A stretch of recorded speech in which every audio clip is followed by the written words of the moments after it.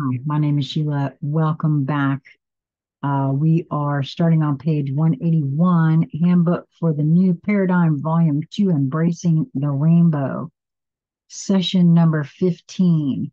We are in the midst of a playlist. Perhaps you would like, if you're catching this for the first time, you can find Volume 1 in its completion on the channel, and this is Volume 2, and I will be recording Volume 3. So, when the time comes in your awareness of sequential events, remembering that divine order does not operate necessarily in that mode, various situations will appear to have no connection at all to the intended purpose of thwarting the movement of the intended plan. And I've seen things like this actually already. Um, Remember again how a computer graphic completes itself, sometimes in linear movement, and then the pattern changes in how it continues to appear. It must also be understood that the format of creation is not flat, but is holographic and dimensional. It is important to understand that those are not intended to be analogous. Manifested creation is holographic in form and dimensional in the context of vibratory variation. In other words, which are woefully inadequate to fully explain a holographic form, can exist in similar but different dimensional variations. And I'm seeing the elementals right now and how they actually can exist in more than, well, they actually exist in more than three realms at once, and or very easily slip from one to the next. Once the inhabitants of Earth accept the truth of the existence of other fellow inhabitants within this galaxy and others, such as the elementals, the Fae, the next great leap of understanding is that within their own galaxy there exists even more variation because each form can have dimensional variations. Further evolvement by way of knowledge and wisdom. Through applying the knowledge, it is possible to travel between the dimensions as easily as walking through a doorway. This is what I see when I think of the elementals and how they slip through these doorways. They're dimensional vibratory fields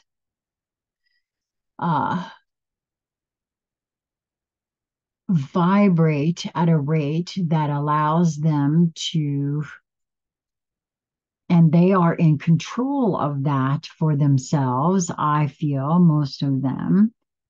And which also explains one of the reasons why we don't really see them unless they want us to, really, in my view, anyway. Back to the book here. In other words, a holographic form can exist in similar but different dimensional variations.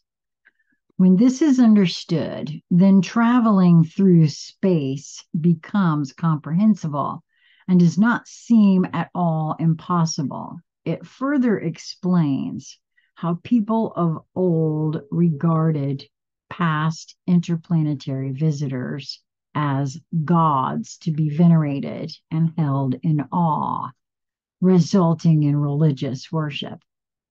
As understood then and perpetuated now by manipulating governmental and, quote, religious leaders, indeed, the, quote, God thing is a hoax. Creational energies governed by universal laws through their application and the potentiality that underpins it is worthy of veneration, honor, and awe. But there is no personality to receive worship. Yes, that's been my premise all along, too.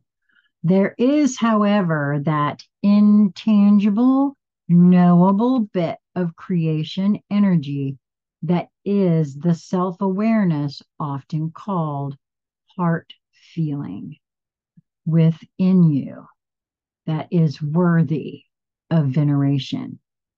It is there to be acknowledged, and the power within understanding it used. This is what I will term my higher self. This is that which has been really courting me in many ways, right? I mean, letting me know that I am loved beyond measure. There are beings that have come through experience to a greater and greater understanding of creation by conceptualizing and applying the laws that allow the use of this marvelous creational energy that do deserve respect.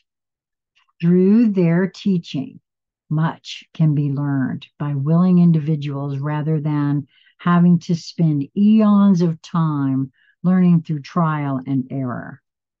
The greatest of all errors is to worship the teacher or the process rather than venerate the source and appreciate and participate by acquiring knowledge and wisdom through experience.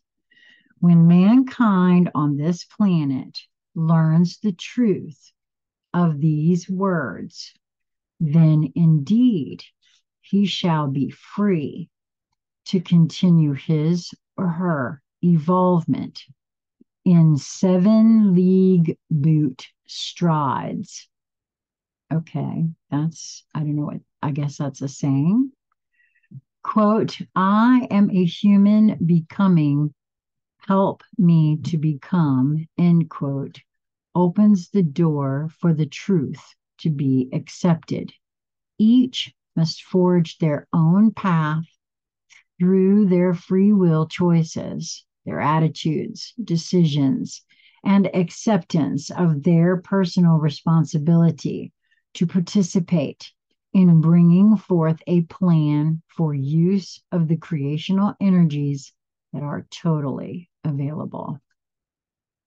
Each of you now has the opportunity to accept or reject these messages and continue to live as a victim of the plans of the enslavers, or you could change your attitude and accept the possibility that this might be logical truth and something to ponder, consider, and then allow the intangible creational life aspect that enlivens each of you to guide you to a decision.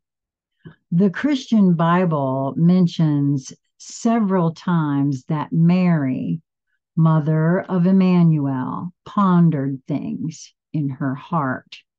In other words, she considered them and, quote, felt whether those things were true. If something did not fit within the comfort zone of her current understanding, she at least considered it seriously, let the process percolate for a time, and then, quote, felt whether it was true or not. It is suggested that you follow her example and do this in the quiet of prayer time, meditation time, or a long, quiet walk, and then just let things percolate. If you indeed you will indeed know in your heart if this is an opportunity you want to participate within. Then you must, quote, walk your decision and take the appropriate steps to change your consciousness. Pursue knowledge, live it, and acquire wisdom. Once you each make that decision, there is an entire galactic cheering section that will indeed bring forth resounding joy and shower you with a loving blessing. You have no idea how much they desire you to know the truth and desire to welcome you back into the evolving focus. And that's the end of number 15.